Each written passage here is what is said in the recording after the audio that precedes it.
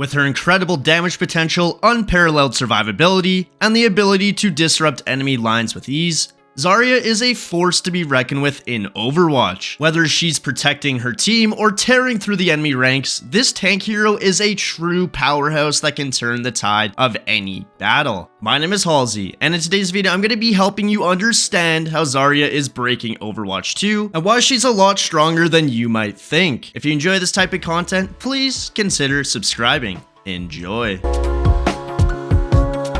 A quick ability breakdown: Zarya is a fairly easy hero to understand. Her primary fire is just a laser beam that has the ability to power up. Her secondary fire is just a grenade launcher of plasma. Her ultimate is a graviton surge that will pull enemies towards it. And her left shift and her E provides bubbles to you or your team that absorb energy and give you more power. A very simple character to understand, but a difficult character to master. Understanding how these abilities cohesively work together is what separates great Zaryas from bad Zaryas. Now, just like any other character in Overwatch, Zarya has many strengths and a few weaknesses. One of the biggest strengths of Zarya is that she has a very high damage potential. With the use of your primary fire and secondary fire getting stronger with your barriers, it also increases her damage output. This arguably allows Zarya to not only have the best damage output as a tank, but the best in the entire game in general. I can't tell you the amount of times where Zarya with good tracking has just absolutely taken over the entire game. Not only does Zarya have great damage potential, she also has amazing survivability. Zarya's main survivability tool is her photon barrier. Not only does this make you invulnerable for a short period of time,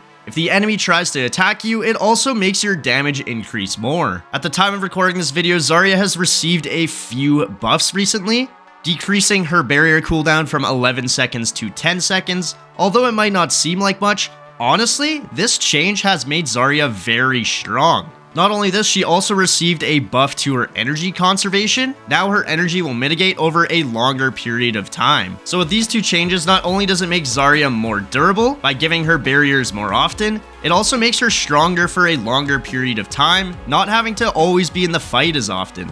This makes Zarya a force to be reckoned with, always being able to deal high amounts of damage and having your barriers off of cooldown. Not only this, but her barriers can be used on her teammates if they miss position or if they get in trouble by an enemy ultimate, such as a Hanzo ultimate, Reinhardt ultimate, Genji's diving her teammate with a Dragon Blade. There's a lot of things you can do with Zarya. The thing I love about Zarya is there isn't really one set playstyle you have to play with her. Depending on the team composition and the circumstances, some games you can be very aggressive, some games you can be passive, or you can have a fine balance in between. That's the thing about Zarya, she's very versatile in almost any situation. Because her barriers allow you to protect you and your teammates, it makes her good in almost any situation. The only times where Zarya really struggles is if the enemy team has long range. So this is going to be characters such as Widowmaker, Hanzo, Ashe. Sometimes as Zarya, it can be a little more challenging to get on these types of characters. And for tanks, some people, they just play Ramatra now, as his primary fire provides no damage drop-off, so it makes a good counter to Zarya. However, that's not to say Zarya doesn't have workarounds of these characters. The thing with Zarya is she has a very high skill ceiling. Being good with Zarya requires good game sense and immaculate timing with her abilities. A good Zarya that can balance her cooldowns effectively, knowing when to use her barriers, when not to, makes an excellent Zarya player. Zarya debatably has one of the highest skill ceilings in the entire game. If you're good with her, you can absolutely dominate the games 1v9.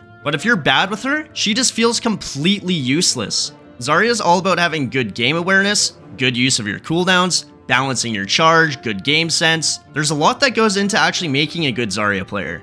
Another thing that I like about Zarya is she's a very consistent pick. Her tracking, it's a lot easier than you might actually think. Because she has a consistent primary fire, you can put all of your focus into actually just focusing on the enemy. The aim with your primary fire will naturally come. Now I want to talk about her secondary fire a bit. Not only is it a grenade launcher that shoots plasma, it's also a disruption tool. So if you see an enemy playing height, for example, you can throw a couple of your grenades in there and potentially disrupt the enemy off the high ground, knocking them down. Now you might be thinking about mobility options. What mobility does Zarya actually have? Doesn't she just get caught if she goes in or overextends? Well, yes, most of the time that is the case. A Zarya that doesn't know what to do can just get caught if they overextend easily. But the thing thing about Zarya is her right click not only provides great damage and disruption, she can also use it as a mobility tool. If you shoot your grenade at your feet and jump at the same time, it will provide a little boost in a direction that you're holding. This can be great for chasing enemies, getting onto high grounds, and also playing in positions that the enemy wouldn't expect.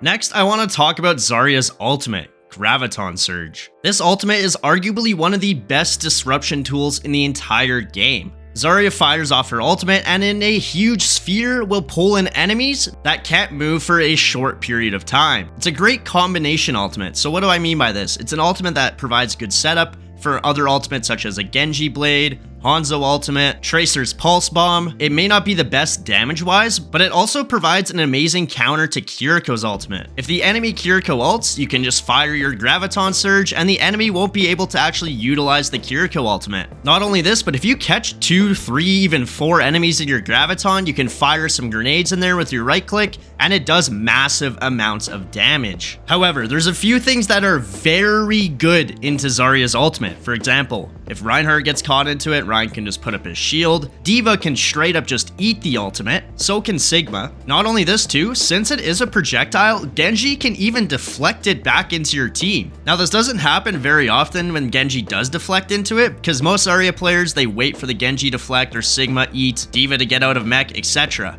But if it does happen, it just feels so bad. Also, compared to other ultimates in the game, Zarya's ultimate takes a lot longer to charge up. This is simply due to the fact for Zarya to actually do any damage, you need to have your charge build up, and once you have your charge built up, you can continue to farm your ultimate way quicker. Zarya is a character that I recommend everybody to play. No matter your skill level, bronze, silver, even a casual player, getting that snowballing feeling on Zarya where you just have 100 charge and you melt an entire team is one of the best feelings in the entire game. She might take you longer to learn than other characters may, but I'm telling you, learning the character is 100% worth it. So being a strong character in all ranks, having amazing versatility, high damage, absolutely outstanding survivability, and only a couple glaring weaknesses is what makes Zarya Zarya, why she's super strong right now, and why I think she's going to be played way more in the next coming months. If you're willing to take the chance on her and actually put in some hours, you'll start to understand how powerful she really is. Not only this, if you're serious about climbing the ranks in Overwatch 2 and you don't take the game casually, Zarya is great for farming elo. She is excellent at it. Due to her having high damage and great survivability, it makes her an excellent character to solo carry games. And that, fellas, is why Zarya is breaking Overwatch 2. If you made it all the way to the end, make sure to drop a like on the video, subscribe to the channel, and also leave a comment on what you think about Zarya. My name is Halzeey, and I'll see you guys in the next video. Peace.